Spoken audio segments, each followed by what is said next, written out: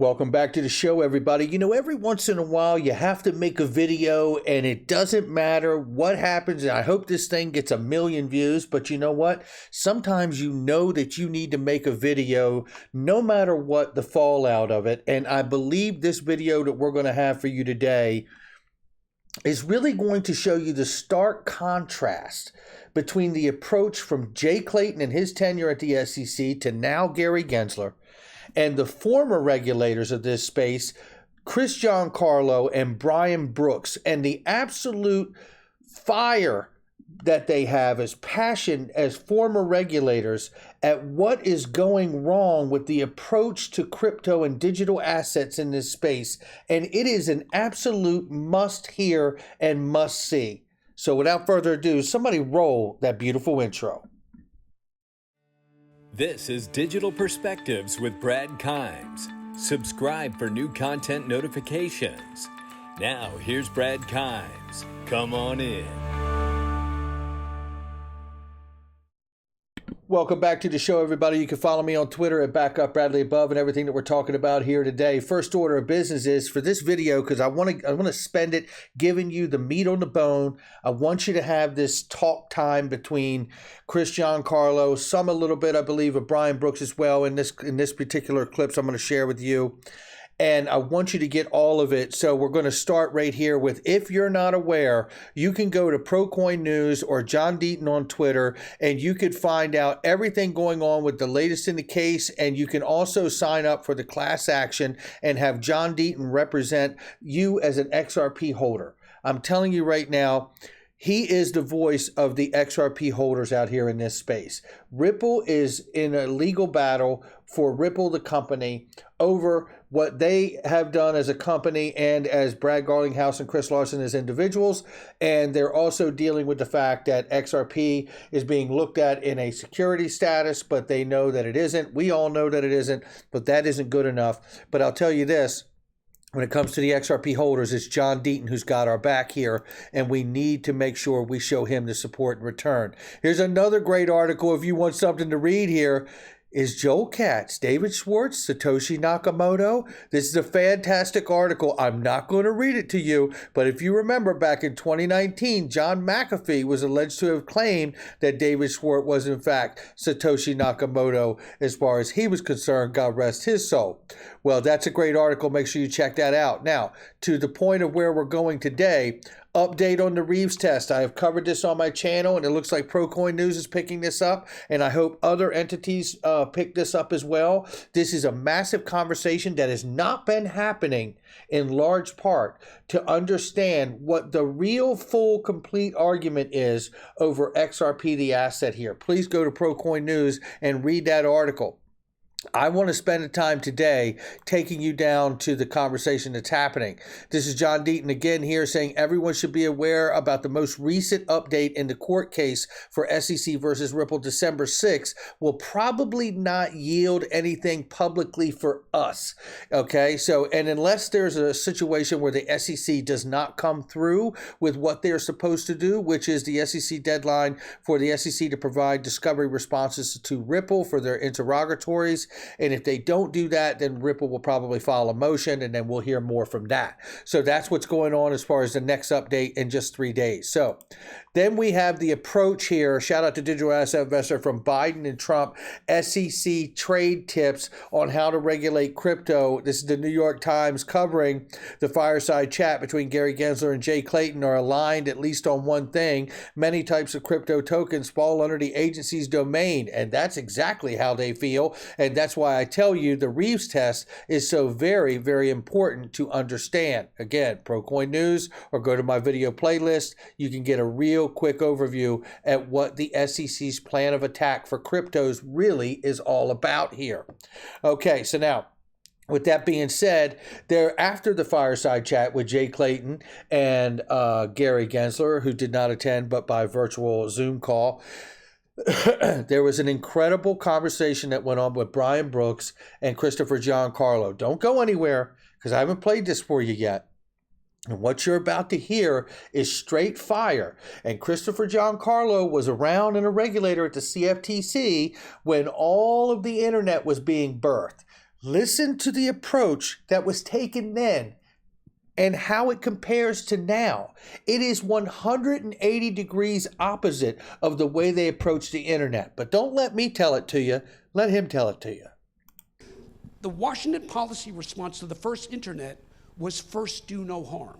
And it was a brilliant policy response. It worked well. It made the United States the leader in the first wave of the internet. Our policy response seems to be right now, first protect the legacy infrastructure.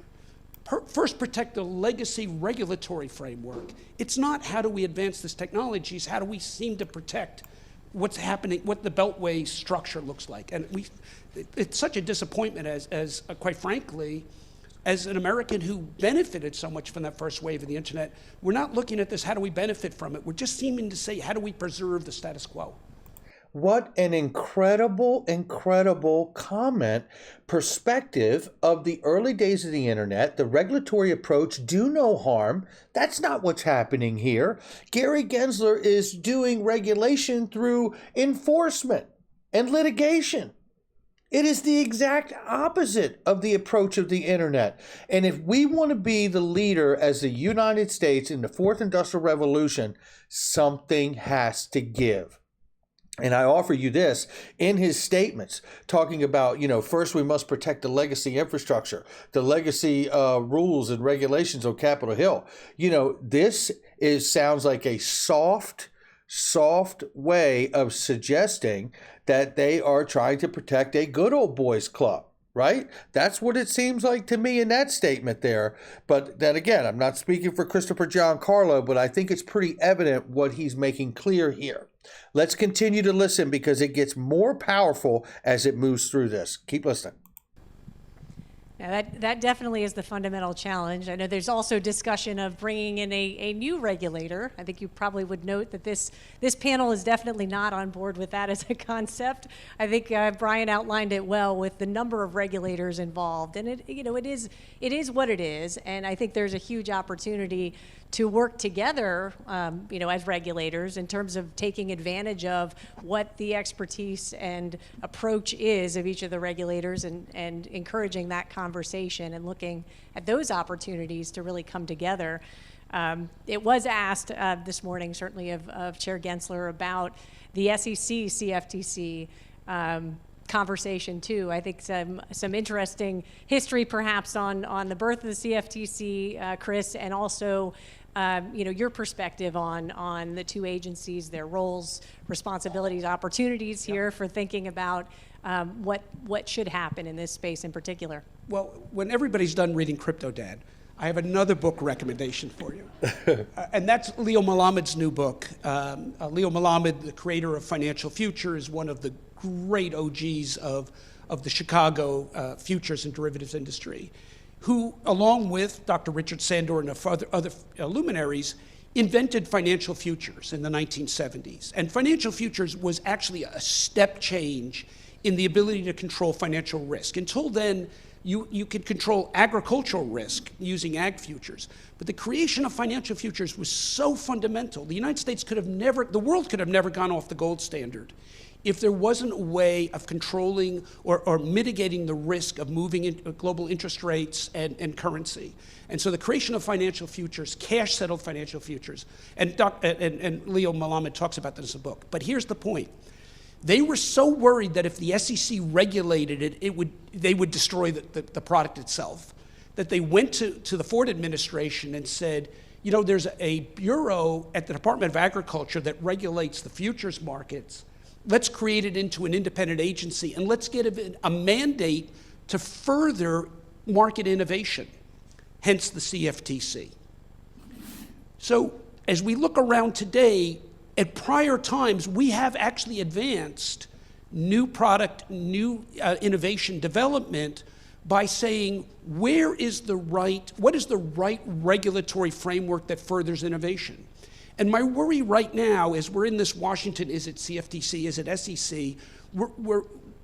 The current focus seems to be on one factor only, and that is investor protection, which is the SEC's mandate. But there are other important mandates, like the CFTC's mandate to further innovation along with markets free of fraud and manipulation and market durability and market health.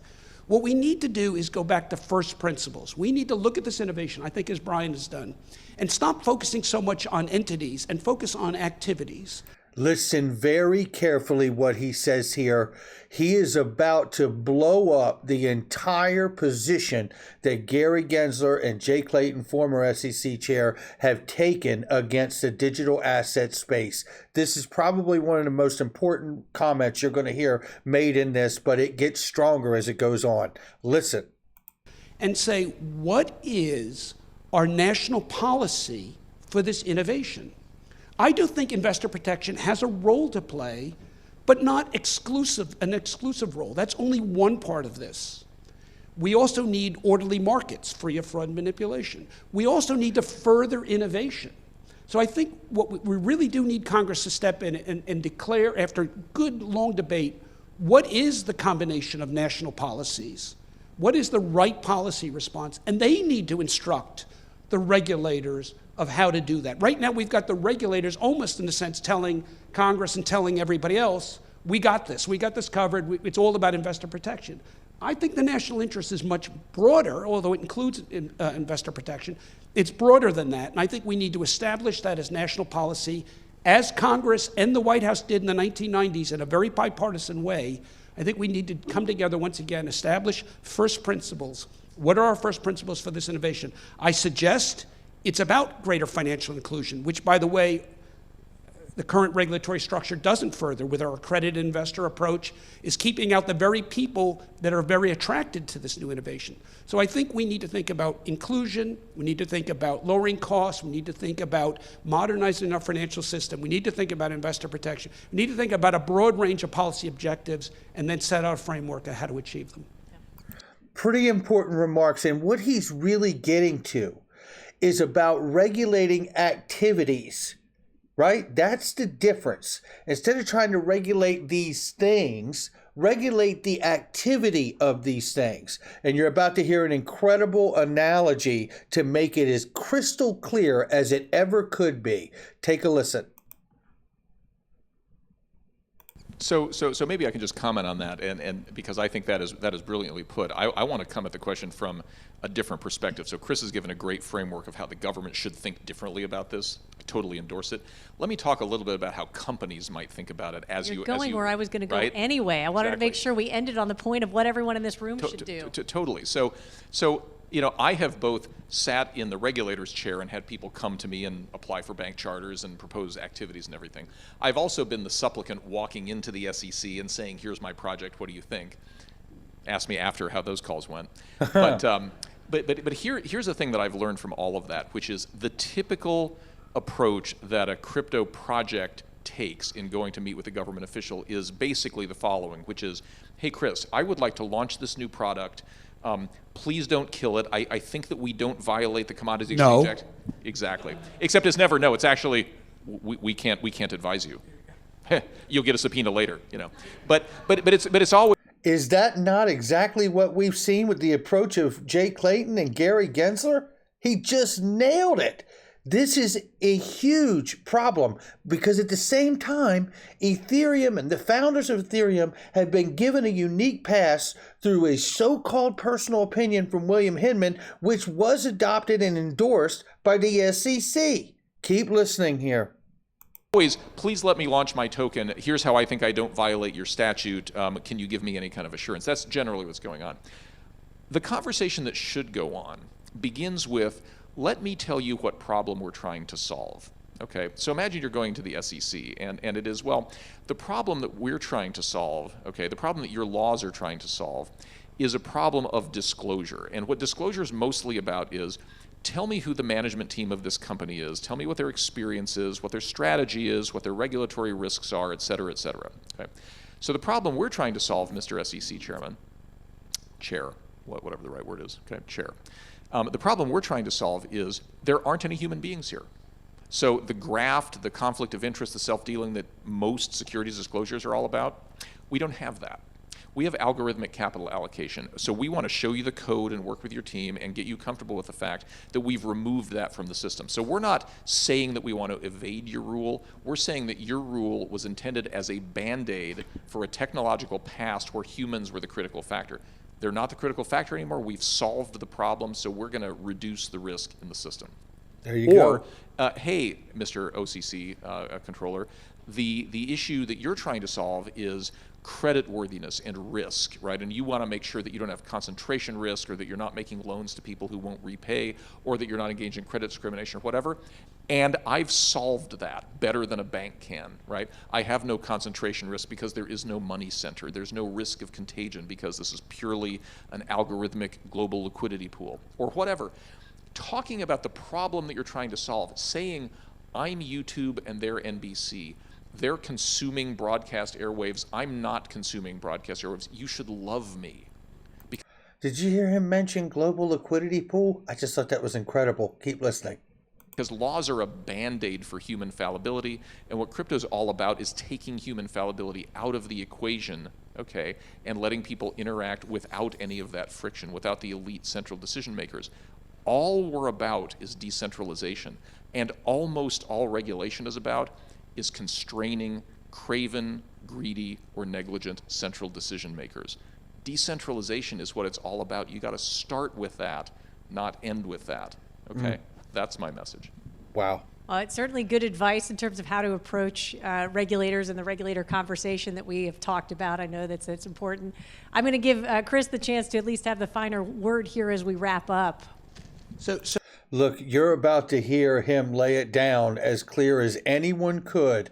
And I'm telling you, this is a clear, stark way to see the wrong approach from what was Jay Clayton's tenure to now Gary Gensler carrying the baton to what it should look like. Because what Chris Giancarlo is really talking about is mirroring the way the regulation was for the early days in the birth of the internet. This is absolutely powerful. Go Chris Giancarlo. So, the reason why decentralization is so challenging for regulators is because if you think about the way regulators approach their job to regulate any ecosystem, it can be a financial market ecosystem, medical, taxi and medallions, anything. Regulators look at the ecosystem and say, okay, where are the intermediaries? Where are the choke points? Where are the bottlenecks? Where are the consolidators? We'll license them. We'll regulate them. We'll give them jobs to do, like gathering information and filing reports with us. In return, we'll give them actually some barriers to entry, some mini monopolies. We'll give them advantages in return. And so regulators have this sort of comfortable environment where they have those intermediaries doing part of their job for them, and it all works. Well, suddenly this new technology comes along and disintermediates the intermediaries. And for regulators, that's a nightmare. It takes them out of their comfort zone. How do we continue to do our job in an entity-based regulatory model when the entities are disintermediated? Well, that goes to Brian's point, because regulators need to think in new terms. Instead of focusing so much on the entities, here we go. Let's focus on the activities. What are the activities that the actual mandate you got from the Congress were designed to do? To protect, to prevent illicit activity, to prevent fraud manipulation, market manipulation. Do that on an activity-based approach. Now they say, well, wait a minute, how do we do that? Well, guess what? This very new blockchain technology that's disintermediating everything is giving you, the regulators, the tools you need to do activities-based regulation. How do you? And this is how you get something being a public good like the XRP ledger and the ILP. Just a thought. Do that because you become a node on the blockchain. You see all the transaction flow, and you use big data analysis, artificial intelligence, and other tools to recognize patterns of behavior and then go after the misbehavior. Now, that may sound so foreign in financial markets, but it's what we do every day on the interstate highway system. You don't stop at a toll booth before you get on the highway and say, here's who I am, here's where I live, here's my social security number, you have all the information you need so I can go on the highway, and if I do anything wrong, you can get me. That's not what we do. You go on the highway, and the state police use pattern recognition, speeding, weaving in and out of traffic, to detect that you may be engaged in illicit conduct. They pull you over, and what do? They then get your identity. So pattern recognition, activity-based regulation is something we actually know. It's just not what we're used to using in a lot of regulated markets. We can go there. Regulators just need to see with new eyes as to what's happening. Nope. Probably some of the most profound words between Brian Brooks and Christopher Giancarlo I've ever heard on bringing clarity to the approach of regulation to this entire digital asset space. That's going to do it for me. I hope in some way you are hit by this as hard as I am. This is exactly where we need to be, and it can release and not stifle the innovation in this entire market of blockchain and crypto. Remarkable insight. I believe these two gentlemen need to be back in, and I know they're doing other things, but I know they need to be back in with that kind of mindset and approach. And just that perspective, they could do so much for this space if they were back in a regulatory agency. But with that being said, don't forget, Christopher Giancarlo, not just a former CFTC regulator, not just known as Crypto Dad, but also sitting on the United States Digital Dollar Project. Take that with you when you take these remarks. That's going to do it for me. Hit the like and subscribe, leave a comment below, share with somebody you know, hit that notification bell so you don't miss a thing. Check out all the links in the description and comment box. Trusted, vetted links of products and services I use each and every day. I'll catch all of you on the next one.